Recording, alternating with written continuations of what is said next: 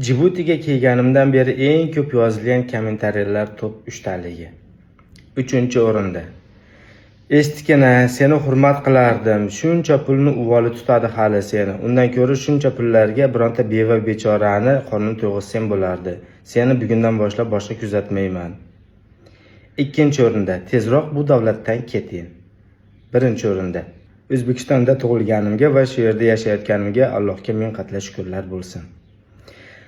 Xudo xohlasa deb gapiramiz, albatta biz o'rganib qo'yganmiz. Xudo xohlasa ertaga yangilik bo'lib qolishi mumkin. Chunki o'rtaga nafaqat Azbek boshchiligidagi BMT vakillari, balki O'zbekiston Respublikasi Tashqi ishlar vazirligi, O'zbekiston Respublikasining Qatardagi elchixonasi xodimlari va Xalqaro avtomobil federatsiyasi, ya'ni karnet beradigan tashkilot ham hammasi qo'shildi. Ular tomonidan xatlar va bosimlar tobora oshib boryapti bu yerga nisbatan.